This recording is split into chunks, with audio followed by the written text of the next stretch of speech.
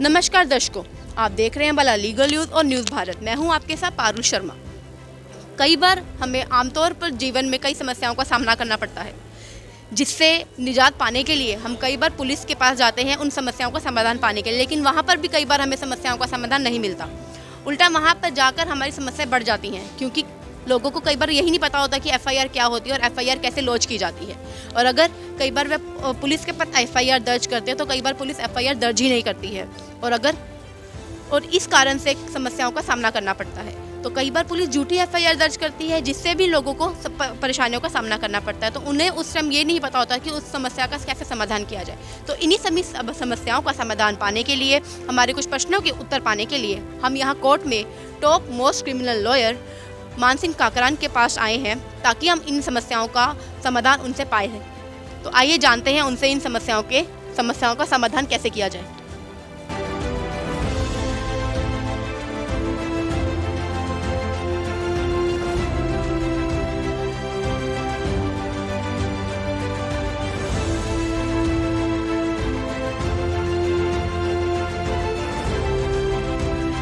तो आज हम यहाँ पर पुलिस के द्वारा एफआईआर दर्ज ना करने पर होने वाली समस्या के बारे में जानने के लिए top most criminal lawyer Mansingh Kakran के पास आए हैं। तो आइए जानते हैं कि उनसे कि अगर ऐसी कोई परेशानी होती है तो तब लोगों को क्या करना चाहिए। सर, एफआईआर क्या होती है? एफआईआर की फुल होती है फर्स्ट इंफॉर्मेशन रिपोर्ट। पुलिस के पास जो भी प्राथमिक शिकायत आती है उसके अंदर प्रथम पुलिस को चाहिए कि वो डीडीआर दर्ज करे। कानून यही कहता है कि भी उसकी रोज नामचा, जो पुलिस एक्ट के हिसाब से पुलिस के पास एक रजिस्टर होता है जिसे डीडीआर बोलते हैं, उसमें डीडीआर के अंदर डेली रजिस्टर किया जाता है कि डेली की कार्रवाई क्या हुई, क्या शिकायत दी गई, और उसकी एंट्री करके डीडीआर दर्ज की जाती है। उसके बाद उसका अवलोकन किया जाता है कि यदि वो ठीक पाए जाते हैं कुछ प्राथमिक जांच पर, तो उसके बाद फर्स्ट इंफॉर्मेशन रिपोर्ट एफआईआर दर्ज की जाती है। और सुप्रीम कोर्ट कहती है कि जो भी शिकायत की जाएगी उसके बाद तुरंत एफआईआर दर्ज होनी चाहिए। तो सर, कई बार क्या होता है कि पुलिस एफआईआर दर्ज ही नहीं करती, तब लोगों को क्या करना चाहिए? देखिए, मुकदमा दर्ज करना तो सबका अधिकार है कि मुकदमा दर्ज करवाना, शिकायत देना पुलिस जन नागरिक का अधिकार है कि पुलिस के पास जाए, लेकिन पुलिस के पास पहले जांच का अधिकार है।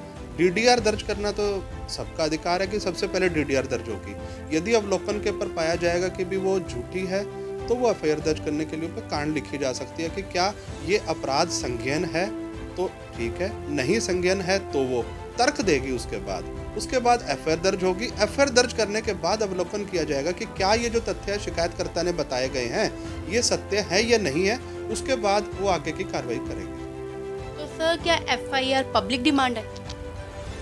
FIR is a public document.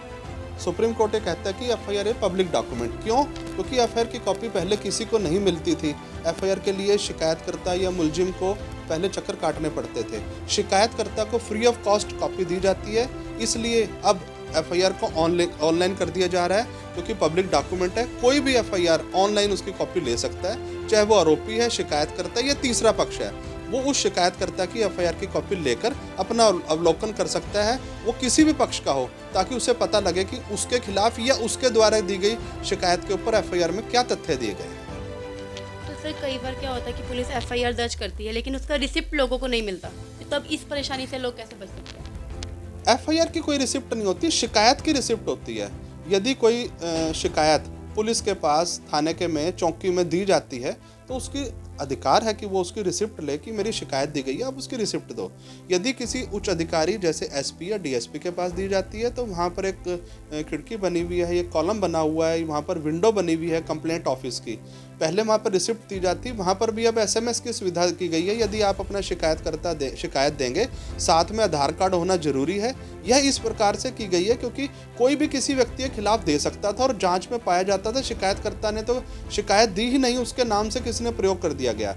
इसलिए अब आधार कार्ड जरूरी कर दिया गया है और फ़ोन नंबर जरूरी कर दिया गया है। जो भी जांच शिकायत दी जाएगी उसके बाद उसके मोबाइल के ऊपर कंप्लेंट नंबर आ जाएगा, वो ऑनलाइन उसकी गति अपनी जान सकता है कि वो कहाँ पर प्रोग्रेस पहुंची है।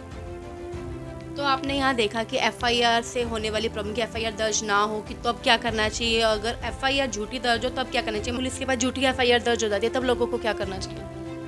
पुलिस, मैंने जैसे आपको बताया कि डीडीआर दर्ज करेगी, एफआईआर दर्ज करेगी। यदि अवलोकन में ऐसा पाया गया कि जो शिकायतकर्ता ने दिए गए तथ्य झूठे हैं, तो कानून के हिसाब से 182 सीआरपीसी के अंतर्गत उसको कलंदरा बनाने का अधिकार है कि शिकायतकर्ता के खिलाफ जांच अधिकारी कलंदरा बना के उच्च अधिकारियों को दे। उच्च अधिकारियों से फॉरवर्ड होके परमिशन लेके ये कोर्ट में जाता है और फिर कोर्ट उसको सम्मन करती है और शिकायतकर्ता के खिलाफ केस चलता है। अम्बाला में इस प्रकार के काफ़ी केस चल रहे हैं। एक बात, यदि एक और 195A धारा है, यदि कोई व्यक्ति किसी गवाह को प्रेशर दे, कोई भी व्यक्ति, कि उसकी गवाही बदलने के लिए during the course of trial, court के अंदर गवाही चल रही है और उसको कहे कि उसकी गवाही बंद कर दे, तो 195A की धारा संगीन धारा, नॉन बेलेबल ऑफेंस है, जिसमें 7 साल तक की सजा हो सकती है।